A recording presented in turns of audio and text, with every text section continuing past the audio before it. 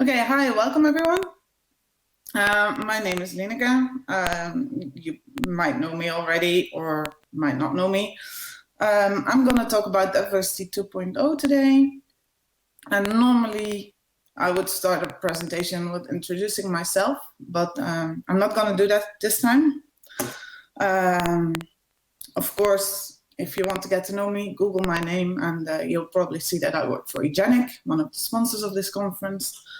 But that's all I'm going to say about myself. So let's get started. I'm going to start with my perception of Diversity 1.0 before I dive into what my perception of Diversity 2.0 is. So to back up this next slide that I will show you, I did a little bit of research. I sent out a Twitter tweet. And thanks if you responded to that, but I didn't get a lot of responses, so this is not really scientific. I also Googled diversity in tech, and here's what I found. So mostly, if you think of diversity in tech, the first thing that comes to mind is, oh, it's going to be related to gender, or it's going to be related to ethnical background. One of the other things, the other white text is mostly, a little bit less of what most people think of diversity, but some of the responses I got from Twitter. Is this important? Yes, it is important. I think Jenny already mentioned it in her talk as well about diversity at conferences. And yes, there are still minority groups, and yes, they're not treated equally. They're underpaid or don't get the jobs that the regular white male, if we can call it like that, get. But that's not that's not my perception of Diversity 2.0. But first, where does it come from? So I have a really nice slide. I think kittens should be in every talk, basically, because I'm a cat lover. But if you look at this picture, what do you see? Most people will say, oh, I see a box with a lot of kittens in there. They won't say, I see a gray kitten, I see a black and white kitten, I see a red kitten. They will just see a whole bunch of kittens. Now, the next slide, what do you see here? Yes, I hope everyone will say the same as my 9-year-old daughter says. I just see a bunch of people in the subway. But because we're human, we want to identify ourselves, and we're all unique, right? So most people will say, oh, I see an old man with a hat, and I see a Muslim woman, if I can actually say that nowadays, I don't know. And I see a couple of women on their phones. But in an ideal world, everyone would just say, I see people. Because we are all people. But we're also different, and we want to have our own identities. So, if we're all people, we're also all unique. Now, let's think about the company you work for, or the project team you work in if you're a freelancer. There's a lot of talk about diversity at work. But how can you make sure that your team is diverse? Well, you could say it's already diverse because we have different kind of people. Everyone's unique. Everyone has a different background. But is that enough? So that's where my perception of Diversity 2.0 comes in. Now, before we dive into the actual theory behind it, I have a task for you. First of all, you will need pen and paper. I already put this in Discord, so I hope everyone has it ready if you want to participate in the test. If you don't, feel free, but it's gonna be interesting to see the result, I think. On the paper, you need to draw a cross, like this. If you have graph paper, it's even easier. But if you don't, just draw across and you'll be fine. Then you start in the middle, so where the two lines intercept, and you follow the arrows. You will see later on that every question you can go either left or right or up or down, just like a tower in chess, but you only get to go one step. Let's see. This is really, really important. There's a lot of contradictions in the answers.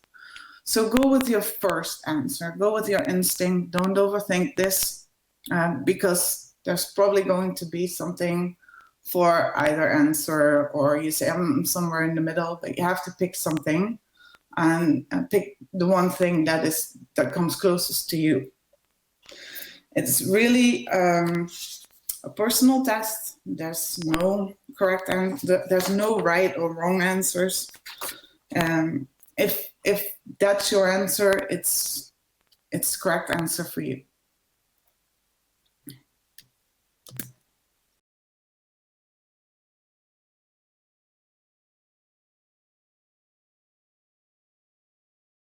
Okay, the test is done. And this is going to be interesting. So let's see where you ended up. Remember, we drew a cross on the paper. So we have 4 quadrants. It's a personal test. You don't have to share your result with anyone if you don't want to. But I'm happy to hear your results, obviously. So put a number 1 in the quadrant that you ended up in. It's possible that you ended up in the middle of 2 quadrants, then you have 2 number 1s. I'm going to explain to you later what this means. Put a number 2 in the quadrant that is closest to where you ended up. So if you have to, what would take the least amount of steps to get to the next quadrant? That's your number 2. Again, you could have 2 number 2s, obviously, if you can have 2 number 1s. And finally, you can put a number 3 if there's a quadrant that you passed through, you spent some time in, but you didn't end up in, and it's not your number 1 or your number 2. Okay, everyone gets that? Good. Now you still don't know what this means, and I'm not gonna tell you. We're gonna first dive into some theory behind these quadrants, and then you will see what this all means. So this test is based on the HBDI model. It's the Herman Brain Dominance Instrument. It's developed by Ned Herman in the 70s, and it's based on 4 different thinking modes. So each quadrant is one of the thinking modes that he, through his research, this is scientific research that he described. It's because it's about thinking, it's brain-based, so it's based on your preferred way of thinking. It doesn't mean that you don't have any of the other 4 quadrants if you ended up with one number 1. It just means that the number 1 is your preferred way, and that's where the way you think in most situations. Now, some of you might have heard about other methods, like DISC, Myers-Briggs, the Big 5, maybe even the team rules of Belbin. Those methods are mostly based on either psychological, so your personality basically, or your behavior. And this model is based on the way you think. And that's why I really like this model, because I think that's easy to use in the workplace, and keep in mind how everyone thinks, and then maybe you can you can, how do you say that? Well, you can take that into account. Okay. Be aware, I've used colors in the test with the different arrows. They're not the same as the disc colors. So don't think, oh, I saw which color was what, and now I know what will happen. No, this is just, these mean different things. So there's 4 thinking modes, and they're basically, because it's 4 quadrants, they're divided into the left and right side of your brain and the upper and lower side of your brain. This is something that you might know already, the left and the right side of the brain. So the left is more about reason, it's more about language, it's planning, it's logical. And the right side of the brain is more about art, music, creativity, emotions, colors. For example, my husband and I, we both have several differences. If he would listen to music, he would listen to the melody, he would listen to the rhythm, which is based on the right side of the brain. And I would be listening to the lyrics. And sometimes if he listens to the lyrics, then suddenly he doesn't like the music anymore because it's completely different from what he was thinking that it was about, based on the rhythm and the melody. There's also a nice difference if he wants to buy new things. He will just see something and say, oh, I want that, I want that. And he might recognize this. He's a bit of a geek. And then he will be like, oh, okay, I want that, I need that, I'm gonna buy that. And I will be his rational part. I will say, okay, are you sure you want to spend that amount of money on it? Are you sure you're gonna use it long enough or well enough? So that's the 2 different parts of the brain working. And yeah, it helps us keep a balance in some ways. There's also the upper and the lower parts. So the upper and the lower parts, the upper part is about thinking and the lower part is about feeling. So if you're in the upper part, for example, my husband, my eldest daughter will start secondary school next week. And that will be all about, oh my God, how's she gonna feel? How does it work? Is she gonna be nervous? And you will think of 20 different things because for him it's like, oh, well, yeah, she's gonna start that. Okay, let's move on to other things.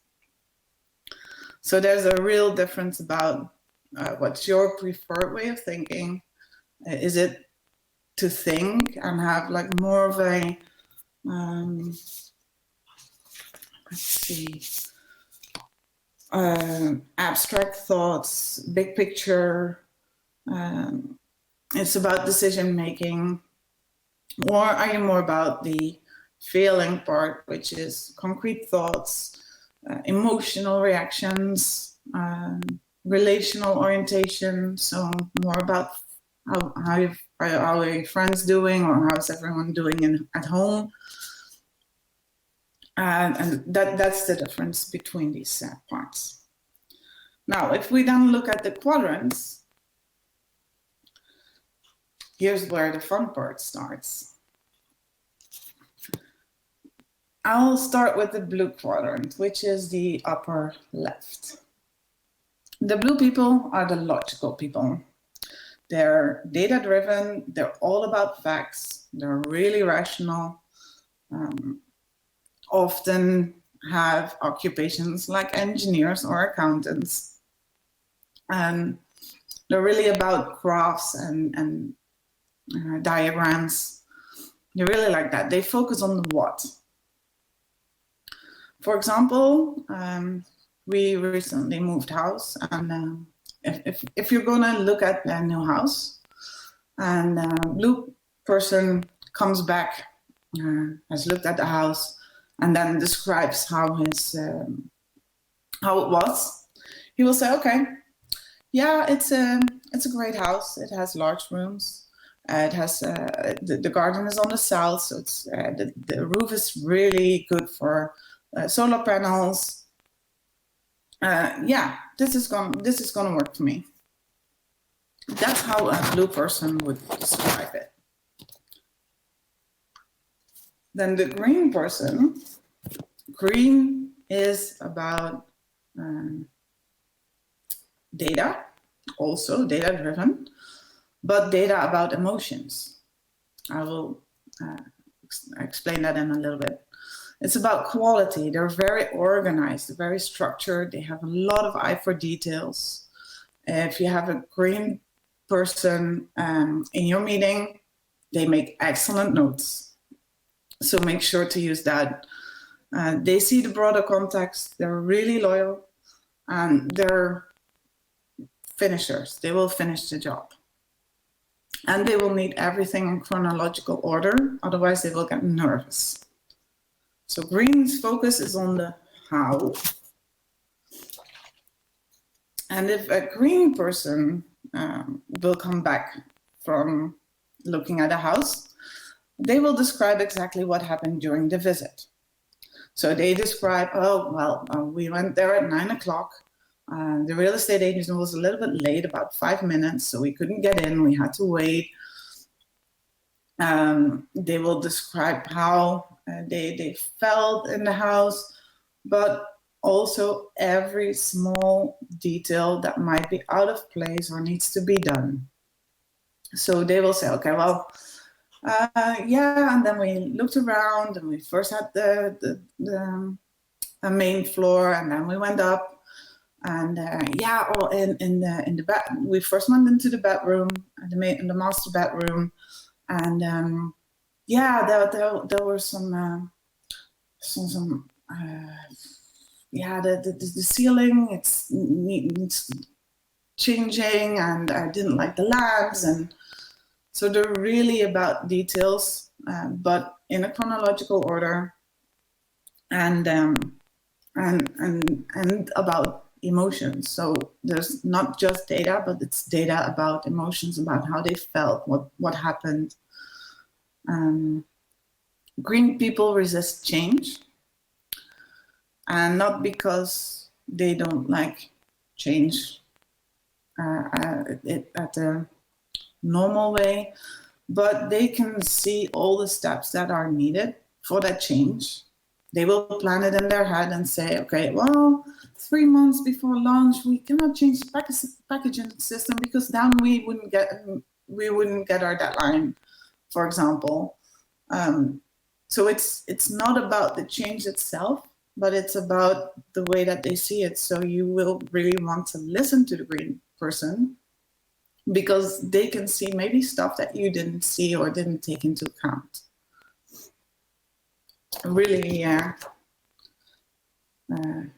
really good to know what kind of people you have in your organization. Then there's the yellow people. The yellow people are building models in the mind. They're always thinking. They have thought of 20 different things when other people are still stuck on the first thing. They're strategic thinkers, and they look at the whole picture as well, but from different perspectives, different angles. They're creative. They have lots and lots of new ideas, but they don't have the patience to finish the ideas. So they will need the green people to actually finish their idea. They don't prepare very much. They will sit in the back of the room during a meeting or during a college class, for example. And they will just listen to everything, and then at the end they will come up with something and that just blows your mind, or it's gonna completely change everything that you discussed in the meeting before, because they see things that other people don't. And they need all the information before they can come up with these new insights. And the yellow people focus on the why. So if you're going to look for a new house, how would the yellow person describe what happened? They will describe the finished house. So they will look at the house that needs some work done, because they can see how it will look like afterwards. They can visualize the end result. And then the last but not least, the red people. Red people are all about relations. They're all about people. They're people. They want to connect other people. If you have a red person as your best friend, you're really lucky, because there will be a lot. They will try to take care of you. They will connect with you. They are all about relations. They're also very ethical people, and they care more about the other person than themselves sometimes. So that can also be a pitfall. And their focus, obviously, is on the who. So if we're going back to the new house, the house hunting, the red people will tell you how they feel about the house, but also, hey, I met this really nice real estate agent, and she explained to me everything so well, and now so you have to meet her or him, or they're really about the feelings and the people around it. Or they will look at the neighborhood and go ring at the door of the neighbors and see, okay, what's the neighbors like? Because I want to get to know the neighborhood before I actually move there. Or are there great parties in the neighborhood, or nice bars or whatever. Okay. So those are the red people. And now, why am I telling you all this? This is my perception of diversity 2.0. I think diversity shouldn't be about gender, shouldn't be about ethnical background, or any of the other stuff I mentioned in the beginning of this presentation. Although that's important, and I'm all about everyone getting equal chances. But I think instead we should focus on the inside of people and understand ourselves and each other better. So like Matt Herman said, by understanding yourself, you can learn to understand and value others. And that is diversity 2.0. Don't focus on the outside, focus on the brain.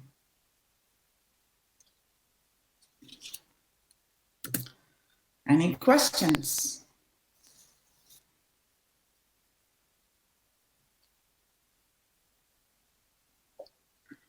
Okay, let's see if there's any questions. So far, there's a lot of discussion. This is a similar thing with a lot of the talks. There's a lot of interesting discussion. A lot of people that shared their results as well in the Discord. Okay, interesting. So that's definitely interesting.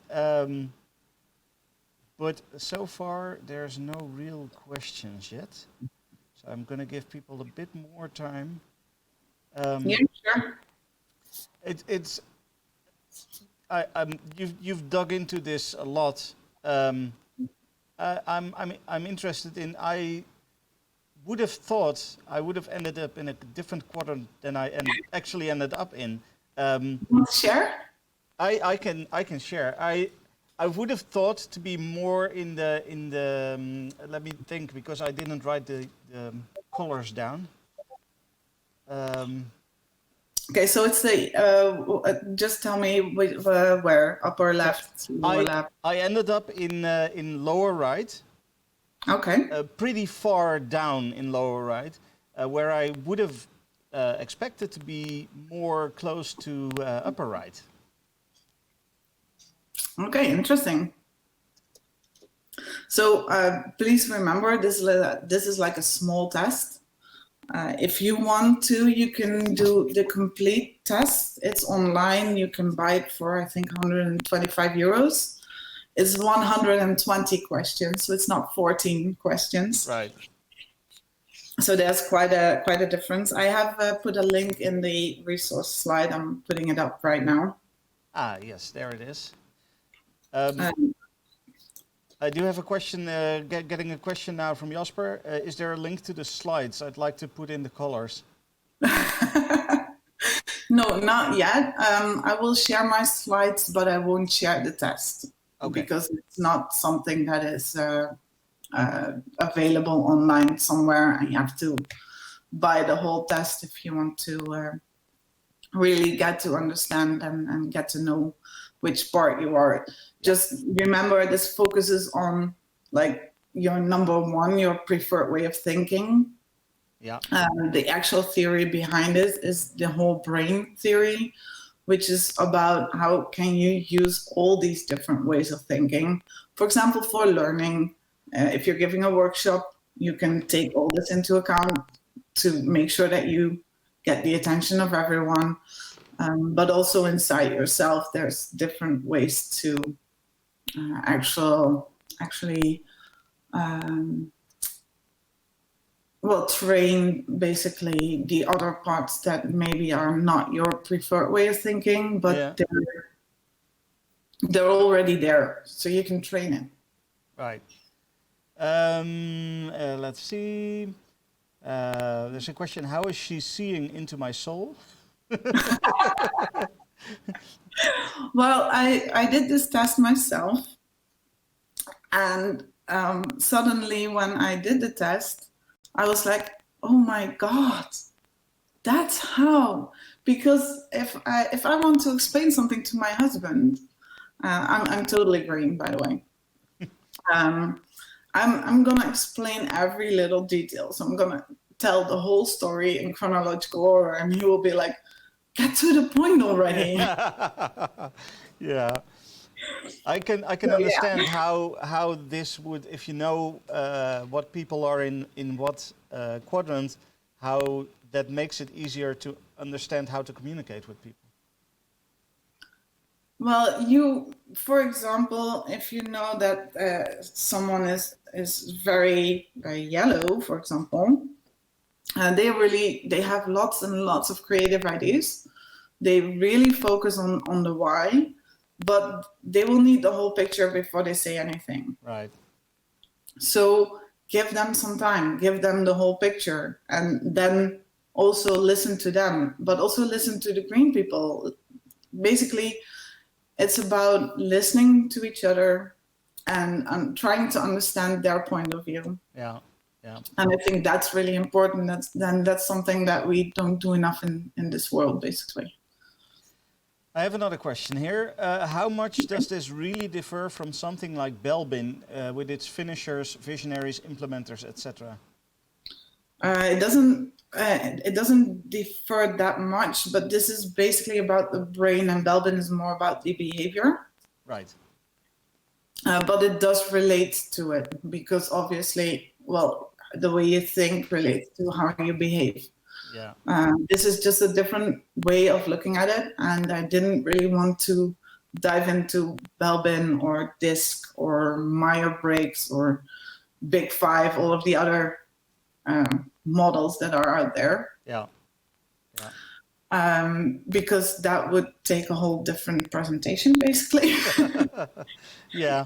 Okay. And also, this is something that I recently stumbled upon, and I thought, well, this is really nice. And it's not something that I've heard of that much. So yeah. I thought this is something new to share. But if you're using DISC or using the Belbin team roles to make sure that your team has all of these different kind of people, basically, different ways of thinking, behaving, that's also already diversity. And it's the same point. just look at each other and make sure that your team has every aspect, basically, because everyone has their strengths, and use that strengths. Yeah. Okay. There's another question. Please, can you explain the difference between the number we give the quadrants, so the 1, the 2, and the 3s? Okay, so the number 1 is your number 1 preferred way of thinking. And the number, if you have a number 2, that's something that you probably relate to in some of the situations. For example, my number 2 is blue. And I wouldn't be surprised if there's a lot of blue people in Discord. But this just helps you understand yourself a little bit better. So in some situations, I might be more blue, but mostly I'm green. And it's just about how much do you use of that specific thinking mode? Right. Basically, there's 4, so eventually you have 4 quadrants. If you Google the HBDI, then you will also see some pictures of more like polygons.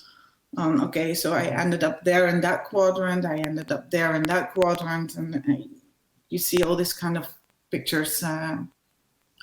It's not just one preferred way of thinking, it's all there, but one is more there than the other. Right, right. Question here is, do you think developers are in a specific quadrant mostly? You mentioned that you wouldn't be surprised that a lot of people were blue. Is that because they are developers, or is there? You know? Yeah, because they're data-driven, they're logical thinkers. Let's see. They're rational people. They focus on what. So I wouldn't be surprised if there's a lot of developers that are blue. But this is a different blue from Disk. Disk is also where developers would be in the blue section, I think. But this is different. But developers are logical thinkers.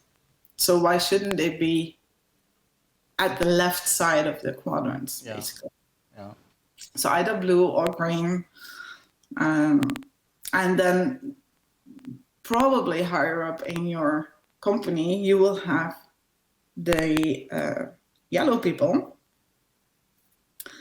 And for example, the red people would be more like human resources. If you look at the company from a company's perspective, or if you look from occupants, more like nurses, caring people. Right. And that doesn't say that if you're not red, if you don't have number 1 red, you're not caring, obviously. Yeah, exactly.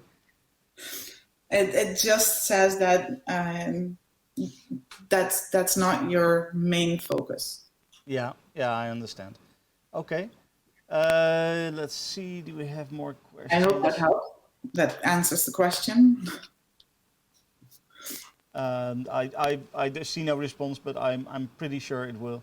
One more thing, which is more about the methodology, I guess. How do you decide on the order of the questions? While the final endpoint is always going to be the same, but the order of questions can have us passing through different quadrants to get to that endpoint.